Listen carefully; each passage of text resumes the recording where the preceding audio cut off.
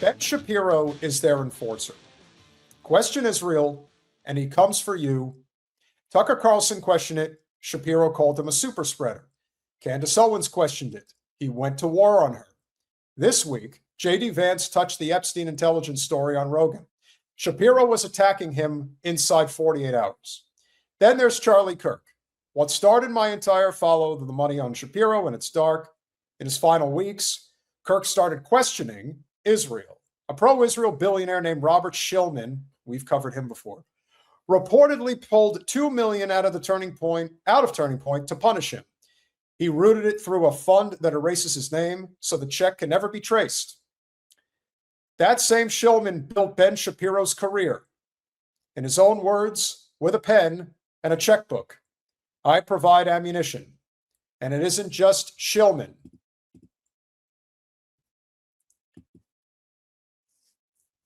The Wilkes brothers, the fracking billionaires who funded Shapiro's Daily Wire, also funded Rob McCoy, pastor, Kirk's own pastor, whose son worked inside Kirk's operation, Mikey McCoy. So Charlie Kirk wavered from the pro-Israel cause, and weeks later he was dead. Ben Shapiro was then handed the opening slot at Kirk's own convention and used it to call Israel skeptics frauds and grifters. Now the part he hides. Shapiro doesn't just take their money. He's invested in Israel himself. He is the largest shareholder of an Israeli company that makes COVID vaccines in the pill form. And he is the founder of a fund pouring money into Israeli tech. But he doesn't tell his audience this. I wonder why. Little Ben has some concerns about the commentary of the vice president. So here's what I would not like. A Republican who sounds like a Democrat. I don't want a socialistic big government. I don't want economic policies that could come straight from Bernie Sanders. I don't want a foreign policy that sounds like Ro Khanna or a conspiratorial view of the American meritocracy that reads like Zoran Mamdani. I don't think if a Republican takes those positions, he's likely to win either. So why am I worried about that? Well, because yesterday I watched Vice President JD Vance on Joe Rogan's show. Let's just say I have some concerns. I'll explain in a moment. This. Oh, little Benny has concerns, guys. He's got a lot of concerns. Is the Ben Shapiro show. Joe Rogan's show. And as always, the VP is charming and he's articulate. I've met him. The vice president is a very nice person. He's genial. He's funny. Obviously super talented. You don't end up vice president of the United States. Remember, he's got to kiss his ass because in the possibility that Vance still is able to become the nominee down the road, Shapiro's got to kiss ass. So that's what he does. He's got to maintain the Daily Wire long enough to get some sucker to buy him out. Remember, that's what he's trying to do right now. States in your early 40s without being a very talented person. Usha, his wife, is a delightful person. But now it's time to get down to brass tacks. Would we like a Republican Party that is essentially a horseshoe Democratic Party? I'm asking because that's kind of what the VP sounded like on Joe Rogan. I'm not sure what he's doing. Now, listen, I want the Democrats to lose, not because I don't share their jersey, but because I do not share their fundamental principles. So I'm looking to support candidates who, number one, actually oppose Democratic policies, and two, can also win. So first, opposing Democratic policies. No, actually, you want somebody who supports the state of Israel. That's your goal, because that's what you're paid to do. And it's probably your ideology through and through. A Republican Party that is essentially a horseshoe Democratic Party. I'm asking because that's kind of what the VP sounded like on Joe Rogan. I'm not sure what he's doing. Now, listen, I want the Democrats to lose, not because I don't share their jersey, but because I do not share their fundamental principles. This is the same clip, Colin. So anyway, it's unfortunate.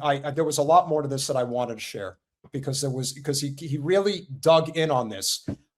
Colin, I specifically said that if you just go to X and you put in Ben Shapiro, JD Vance, and what should come up, just look up Phantom Pain. There's a 3-minute clip that's right there. It should be like the first thing. If that's not going to work, then so be it. But I can't be any more clear than that. It's right at the top. And Shapiro, I mean, while we're at it, every time I see him I'm reminded that he's got to get smashed in the face. We simply cannot have a show without him taking it, and naturally, he's going to take it. You think you're better than me, Paul? You think you're just hanging here all day, you're higher than me, you're better than me? Yeah, well, I don't miss you. You're not. I'm a father. I can think that you are not better than me at all. Yeah, I'll teach you.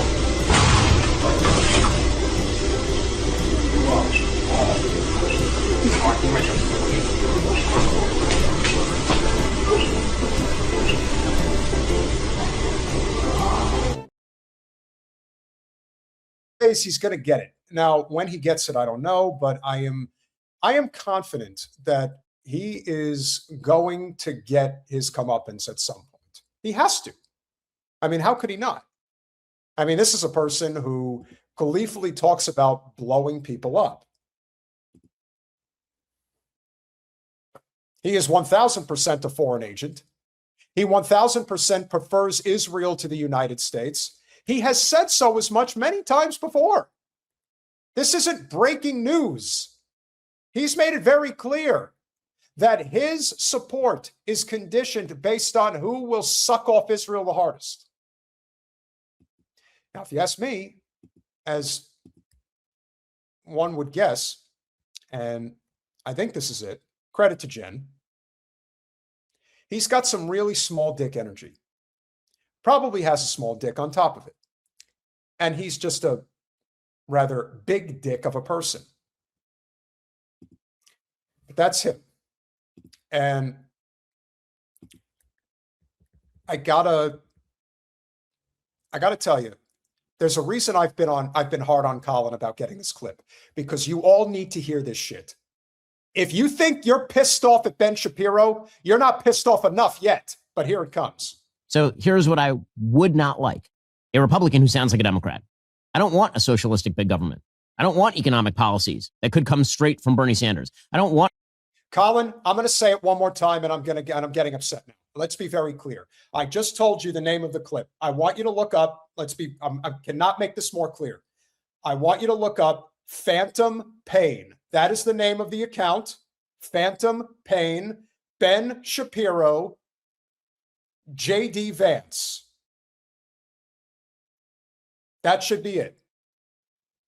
We have to play this clip.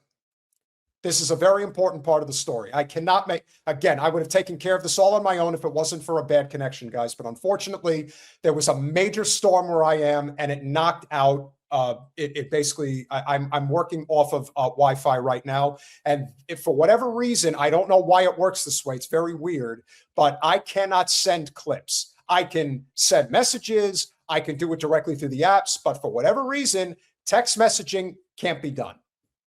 Don't understand it. Very weird. But this clip is very, very important because it gets to the heart of why Ben Shapiro is such an evil bastard and is a representative of the entire ideology. Why these are very dangerous people that if we do not get out of our crosshairs, they will drag us to hell with them. JD Vance sits down for an interview and talks about how he's not pro-war. Now, do I think in his heart of hearts that he's pro-war? No, I don't. I don't think he's pro-war. I think he just goes along with it because that's how it is. I think Marco Rubio is pro-war. I think little Ben Shapiro is pro-war. If anybody is looking to help Colin, if he can't find it, Phantom Pain. That's the name of the account. Colin says he's got it.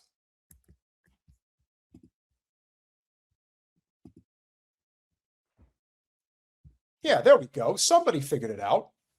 Because somebody, thank you for aging Floor. Thank you very much. And Phantom Pain. That's how it's done. Yeah. Ben Shapiro is the bane in all of our existence. And as I pointed out with what Leah Files pointed out, this guy is an exceptionally well-funded machine. Now, he's clearly in a very tricky spot now because the Daily Wire is falling apart, much like Turning Point USA is falling apart. But he's going to try to use every tool at his disposal to remain relevant in this political discourse that we're involved in. Remember, he lives a very high-class life, and he could not possibly expect to live any less than an elite, because that's who he is. And he hates regular people. But he's also somebody who, a time or two, has suggested that everyday people should be sacrificed for the betterment of Israel. Faced with the fact that his MOU was just a bad deal, the vice president then fell back on conspiracy theorizing about how everyone who opposed him is naturally in the pay of the nefarious Israelis, which is just dummy stuff. I'm sorry, it's stupid. It's dumb. Well, here's the vice president doing some rather conspiratorial, silly talk, citing an article, by the way, from Time magazine that was essentially planted by his allies in the first place. Well, here's keep it going indefinitely. I've argued for bombing Cargill and bombing South Pars and getting the hell out. So the MOU. I mean, this motherfucker really is something. Like, I've argued for bombing those people and then getting the fuck out before they can retaliate. Why don't you do it? Why don't you do it? You're such a bloodthirsty little fucker. And yet I never hear anybody who talks like this ever say, heck, give me the weaponry and I'll go do it. Because I believe in it that much. See, he would press the button, but he would do it from dozens of miles away. He's a cuck coward of the worst kind. And I'm so sick of people who think he's worth listening to. And in the end, he probably really doesn't have a very big audience anymore. But here's a guy, clear as day, arguing for committing war crimes, for committing crimes against humanity, blowing up innocent children. He's doing it right now. He's saying, I argued for this. JD Vance is saying, that's not a good idea. Yeah, but you should do it. I mean, he's evil. Pure and simple. Died because Iran is Iran. And the people who oppose the MOU also because Iran is Iran. The MOU.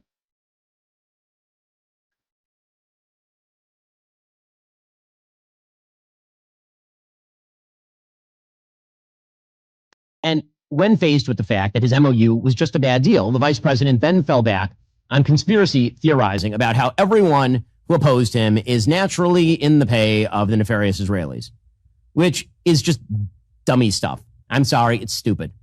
It's dumb. You know who opposed the MOU? Anyone who had an ounce of brain power with regard to how Iran acts in the Middle East and has been acting for full on half a century. It's just silly talk. It's silly talk. Well, here's the vice president doing some rather conspiratorial, silly talk, citing an article, by the way, from Time magazine that was essentially planted by his allies in the first place.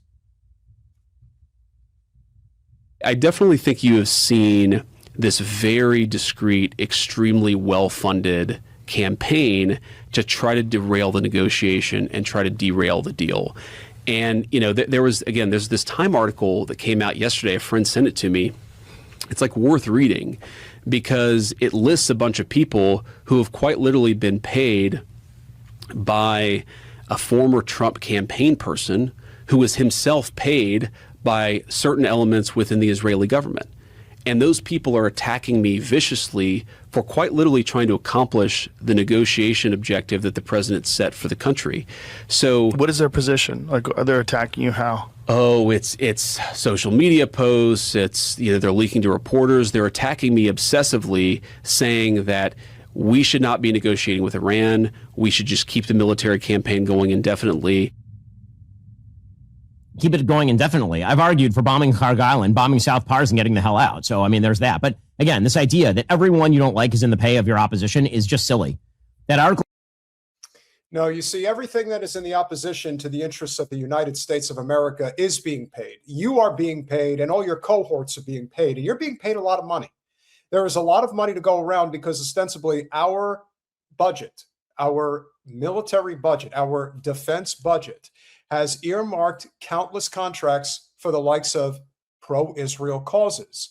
It is essentially our money that ends up in your pocket to push this bullshit, to push this genocidal nonsense that our hands are soaked in blood as a result. Yes, everyone who opposes the state of Israel is on the level, and everyone who's in favor of it isn't. They are an enemy to the United States, and you're one of the biggest. If there is justice in this world, you're going to get some before it's all said and done. It will not be quick and it won't be pleasant. But Ben Shapiro is an enemy of the United States. He couldn't make it more obvious.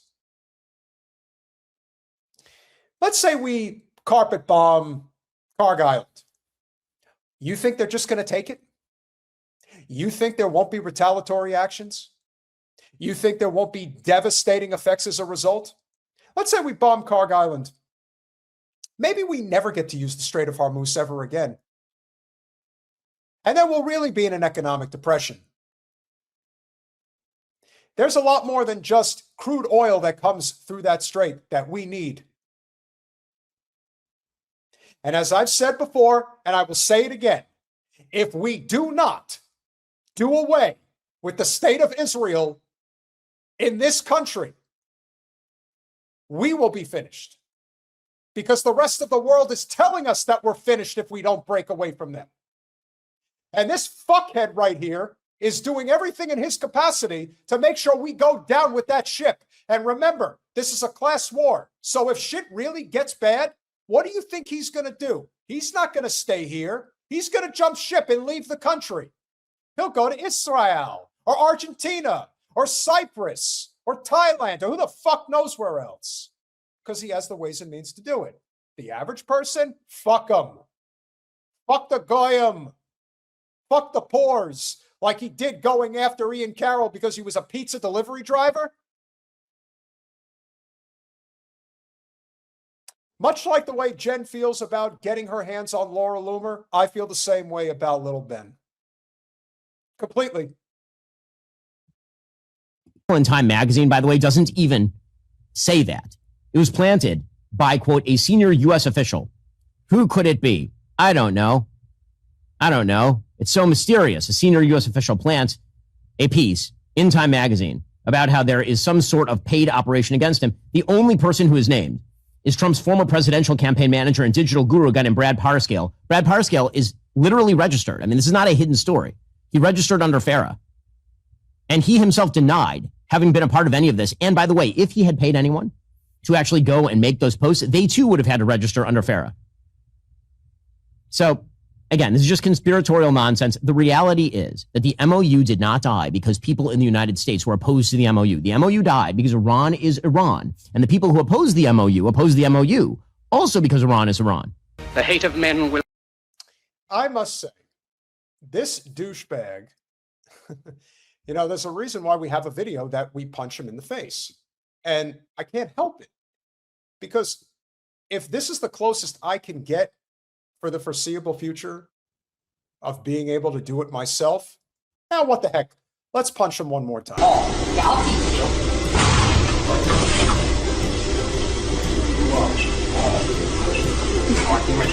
you. Good. And believe me, Ben, I've been in my fair share of fights. I fear how much I'd hurt you if I actually were able to square up and get you, because I would give you everything I had. And if I put you in a coma, then so be it. But somebody's got to do it. I got to tell you, though, it would not surprise me if he has bodyguards. That if whenever he goes out, he is flanked by security detail because he understands how hated he is. I think he has to have a clue. He can't be that naive. But the walls are closing in.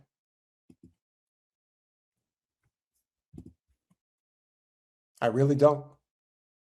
I don't know how he thinks that this is going to end anything other than bad.